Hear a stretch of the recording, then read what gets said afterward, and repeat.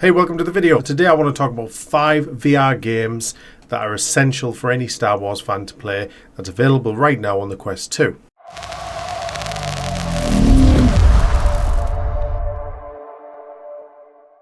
So starting off on number 1, we're going for Veda Immortal. And although this game comes as a 3-part series, I'm including it as one title because I see it as one game that you need to complete in order to get the full experience. So without spoiling the plot for you, Veda Immortal is set between Star Wars Episode 3 Revenge of the Sith and Rogue One, a Star Wars story. During the series, you play as a smuggler who gets captured and enlisted by Darth Vader, who needs you to access something called a Bright Star, which is key for Darth Vader's plans. Now, the smuggler himself is Force sensitive, as he's a descendant of someone called Lady Corvax, but again, I won't spoil anything. Go into the series. Throughout the different episodes, so Episode 1, you do get to use a lightsaber and introduce you to some of the characters. After you play the main story, which is around 40-50 minutes long, you then get access to lightsaber trials where you go through various different levels. I think there's about 50 or so of them, and you just basically fight training droids, training robots, and see how far you can get, and you unlock different hilts and different lightsaber colors. Episode 2 follows on from the story, but again you get those Jedi trials at the end. This one also introduces Force grip, so you get to use the lightsaber and Force grip. And in the final episode, again follows the same format. You got your campaign level and once again the Jedi trials. You also do get to use a blaster at some point, so once you get all 3 features, you get to use a blaster, you get to use your Force powers, and you get to use a lightsaber, which is fantastic. It's absolutely a must-have for any Star Wars fan. Coming in at number 2 is Tales from the Galaxy's Edge, which is also currently available on the PlayStation VR 2. They've released an enhanced edition on there. There's also a DLC now. In Tales of the Galaxy's Edge, you play as a droid repair engineer who crash lands on a planet called Batuu after the result of a pirate attack due to some cargo that they were looking for.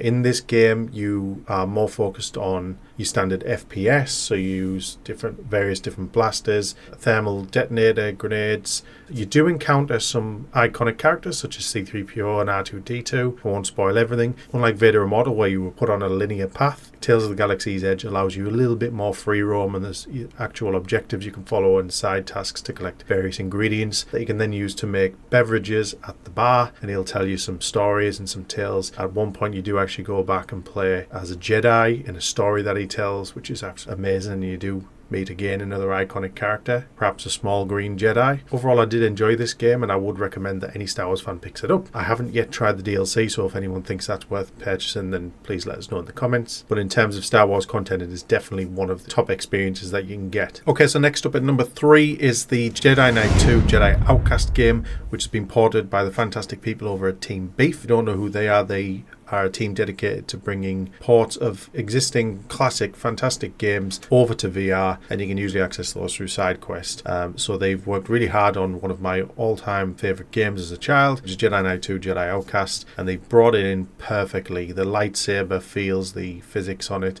it's all brought perfectly to life. You can use blasters, you can use Force powers, you can use hand gestures to throw your lightsaber, and it just brings you a whole new breath of life into Jedi Knight 2 Jedi Outcast, which again was one of the greatest Star Wars games that we had in that generation. And you can now experience it entirely in VR. The full game's there for you to download and to get right into, and nothing makes you feel like a Jedi than decapitating and disarming stormtroopers with your lightsabers, and then having duels with various dark Force wielders. It's all there. It's all fantastic. Definitely high on your list if you're a Star Wars fan. Definitely try that. If you don't know how to, then just head over to SideQuest. I'll leave a description, and then all the instructions are there on how you can actually play the game. Absolutely fantastic. Can't praise them more. Can't thank them anymore for bringing that in. Okay, now at number 4, we're going in with Star Wars Pinball VR, which came out on the Oculus Quest 2 around 2020, I think, during the height of you-know-what. So it did save me some sanity when it came out, and I managed to actually put several hours into it. Now, Star Wars Pinball VR brings various different Star Wars universe pinball machines into VR,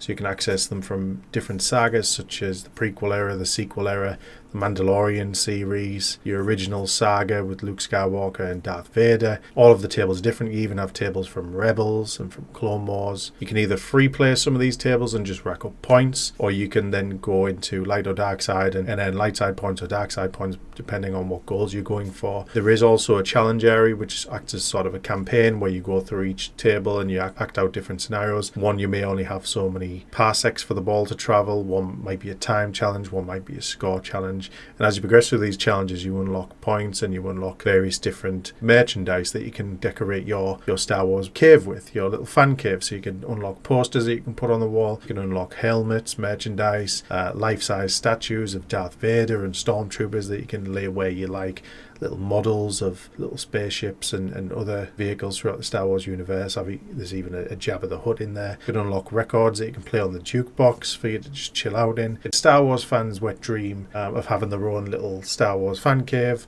without actually having to spend all the money and finding the space to put those things in. And it's a fantastic game for you to just unleash your inner geek, or if you just want to sit and chill out, sit on the sofa and play some Star Wars pinball. You've got the music, and also some tables have mini games that you can unlock. Some way you're on a raider going through Endor, or there's some way you might even duel Darth Vader, and it's such a fantastic game. I don't think it gets enough love for how good of a game it actually is, so you might want to go and check that one out if you're a big Star Wars fan. And number 5 on the list isn't really a Star Wars game, it's Blade and Sorcery. However, through the fantastic modding community and the people bringing various different modded weapons and different modded avatars and different modded environments, you can actually have a pretty good Star Wars experience in Blade and Sorcery. There's mods there that you can equip lightsabers, blasters, waves of enemies being stormtroopers. You can have waves of enemies being Jedi, Sith, so you can really have some fantastic dueling opportunities in Blade and Sorcery. And what comes with Blade and Sorcery is the fact that you can impale them, you can